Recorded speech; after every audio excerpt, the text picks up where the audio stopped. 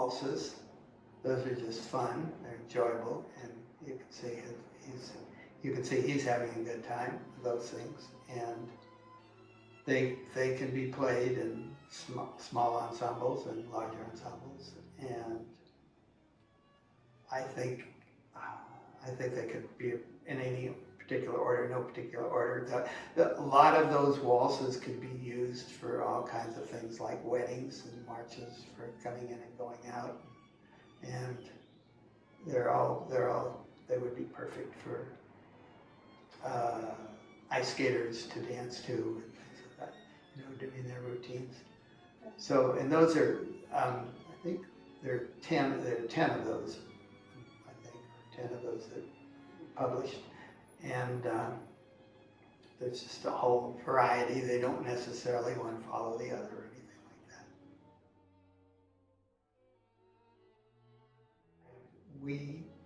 that. We listened to, when we were growing up, there were still 78 recordings, and we listened to Strauss waltzes at home. In fact, our home life was dominated in a sense by listening to lots of music. My father would listen in the evening on the radio.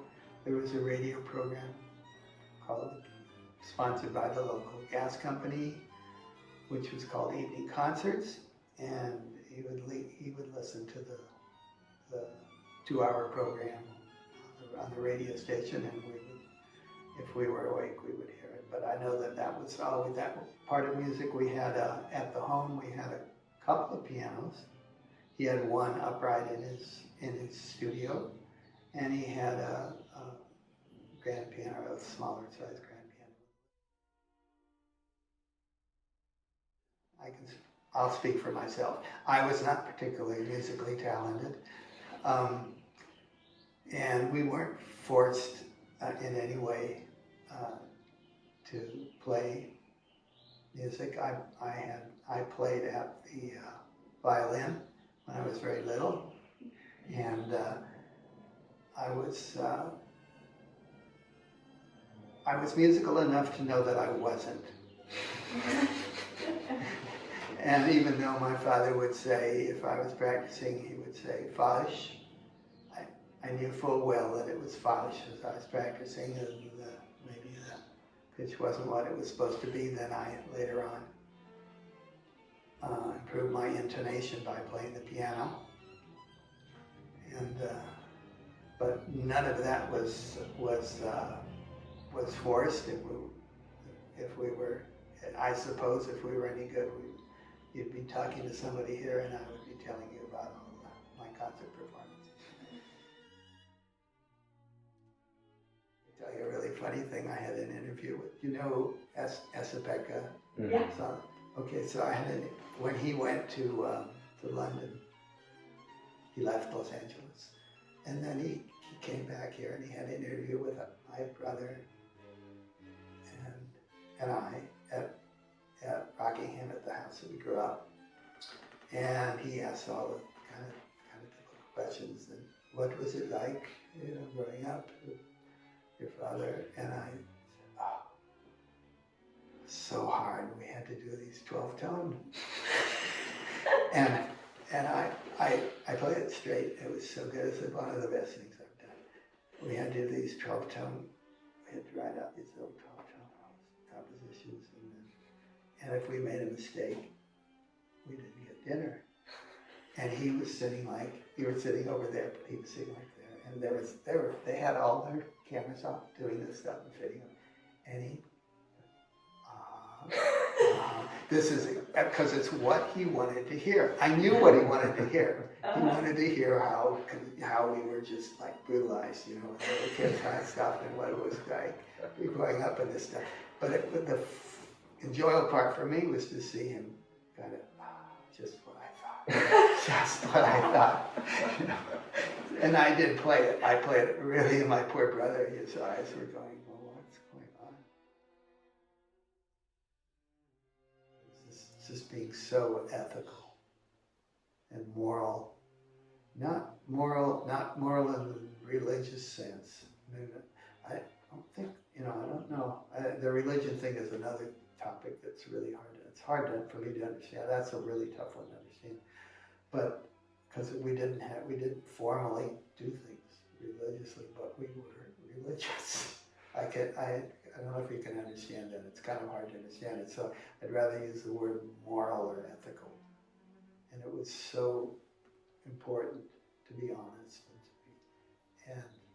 and I did what I guess kids do. I mean, I must have been not very bright, but I remember that was with my mother going shopping in the market, and I pulled out that little licorice thing that I got, started eating it in the car. Where'd you get that? Uh-oh. Uh-oh.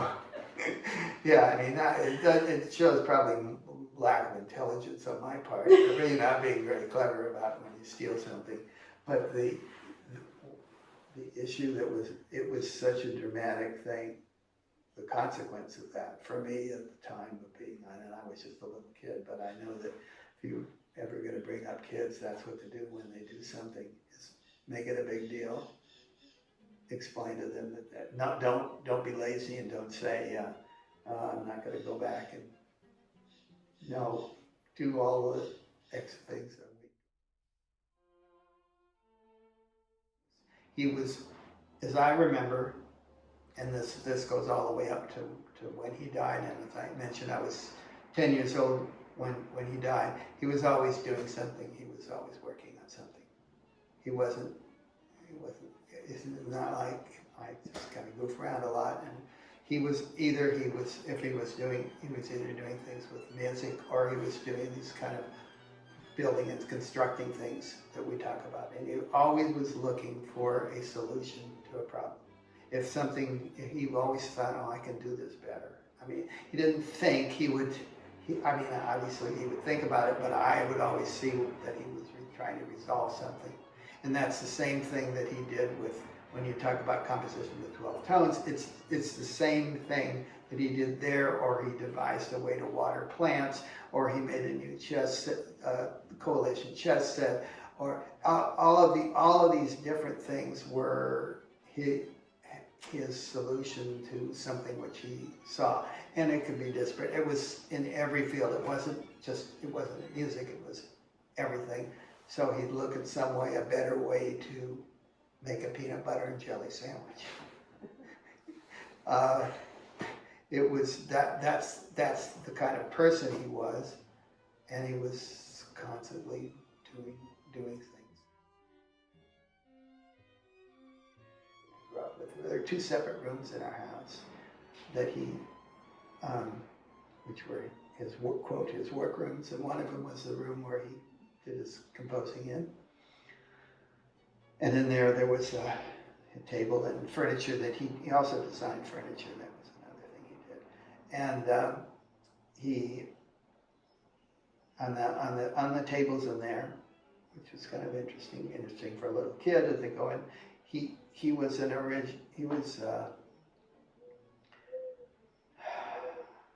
what's the word? He didn't throw anything away. He would conserve everything, and he would recreate things. He would take things and then create things out of things instead of throwing them away, no matter what. So you had all the little pencil boxes and all kinds of things all around. They were all made of things that we now would discard or throw away. Well, we're not doing that anymore, but he was really early on in doing that. So that room was full of little things that he would construct or make. But that was on his desk, and he would, in fact, to the extent where pencils that if the pencil got too short, he had these extenders that he would make for the pencil so that he could continue, so he didn't throw it away. But now we'd say, he's too cheap to buy another pencil. But, then it wasn't thought of as something that way. It wasn't a negative or pejorative thing. It was sort of, I think of it as a sort of a good thing. He made things like Scotch tape dispenser before they had Scotch tape dispensers. So he used a little part of a saw that he cut off, and he built a little thing on wood, and then he got the thing and put it through. So there was that room was full of things like that, and it had its musical instruments in there, including violin and a couple of a cello, and then a mandolin and guitar. And though, of course, the mandolin and guitar were the ones that I wanted to play the most. And then some percussion, some kinds of percussion instruments. And these were in the room, and an upright piano in that room. And that room has been completely recreated in Vienna.